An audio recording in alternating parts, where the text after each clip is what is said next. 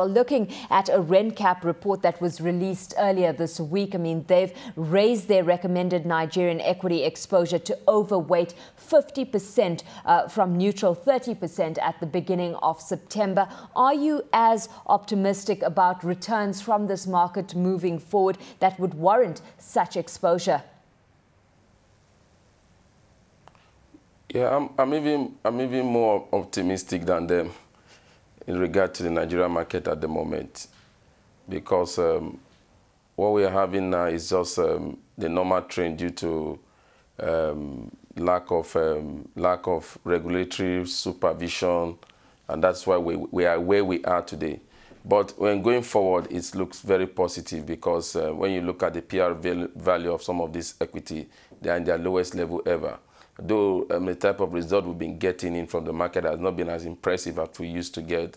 But going forward, when you look at the asset management company that is about to set up, and mostly those companies that are not doing well at the moment are the banking sector. If you look at other companies that are doing well, like Dangote Flour, the result was very good. You look at PZ2, the result was good. You look at Nestle, you look at Guinness, you look at Nigerian Brewery. So going forward, the market look very bright, brighter than even what they are saying.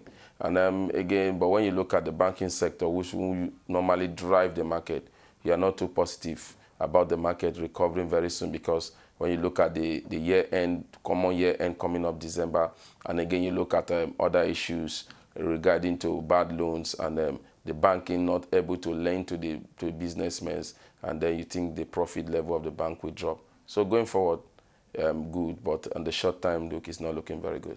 Of course, with that, what it would mean is investors holding in for the long haul well into 2010, possibly, before rewards could be reaped, right? Because ultimately what we're waiting for is some stability to emerge in the banking sector before any confidence is reignited.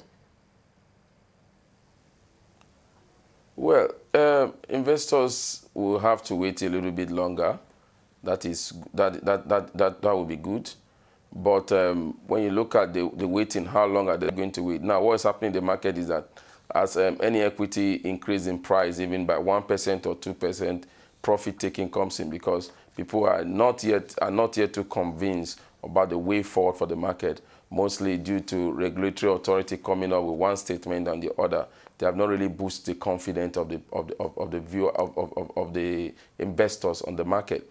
But we'll begin to see change. We believe there will be change, and we believe that we'll have more institutional investors coming to Nigeria. Yeah. We believe that there will be merger of most of these banks. We believe that the big banks will be coming to Nigeria. We believe that 2010 will be a better year for the Nigerian Stock Exchange. But this last quarter of the year, it might be a little bit better, but I don't see it being very, very good like it used to be. Muktar, what we were discussing yesterday was an interesting point, in that we were looking at the shift that needs to happen at the Nigerian Stock Exchange, where currently we've got the banking sector really dominating things over on that end, with a two-thirds handle off the market at the moment. Moving forward, what do you need? What do you see happening in terms of gaining more industrial exposure to industrial companies that have managed to hold on and be pretty resilient throughout this down cycle? Well, it's not very good at the moment with the banking stock. The industrial sector too cannot be seen. They've been very good too, because when you look at it, who is going to fund the industrial sector is the bank. And when the bank is not lending out money to the industrial sector, how they're going to be able to move forward? And again, when you look at you look at the current power situation in the country, there have not been any major improvement.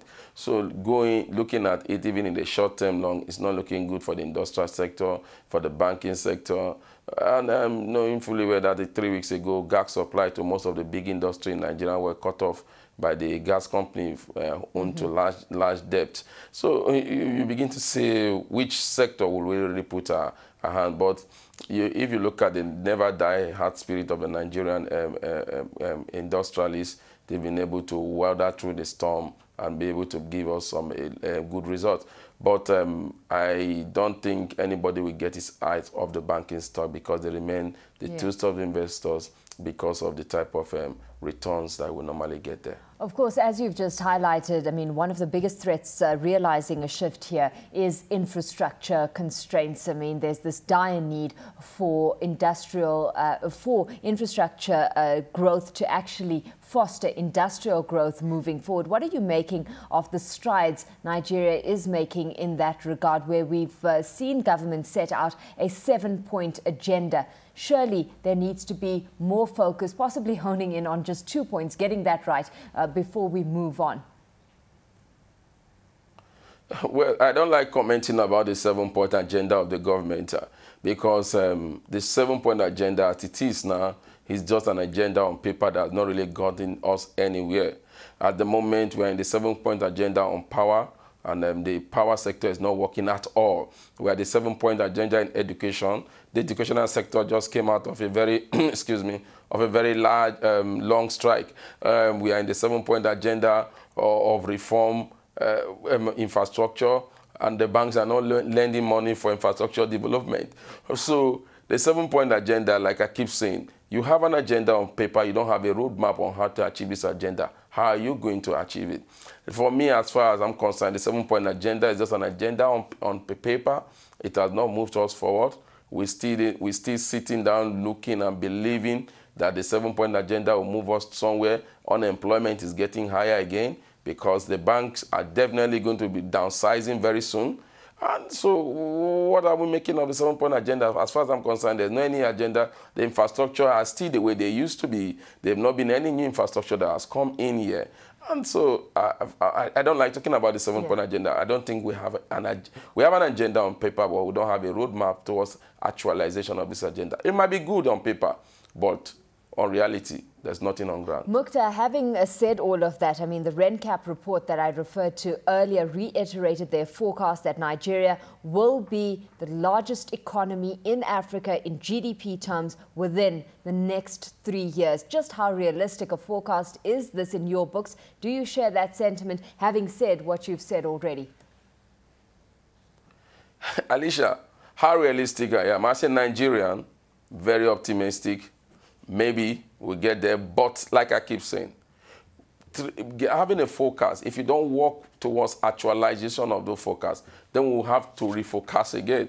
And as it is now, at what is on ground now, the forecast doesn't look good.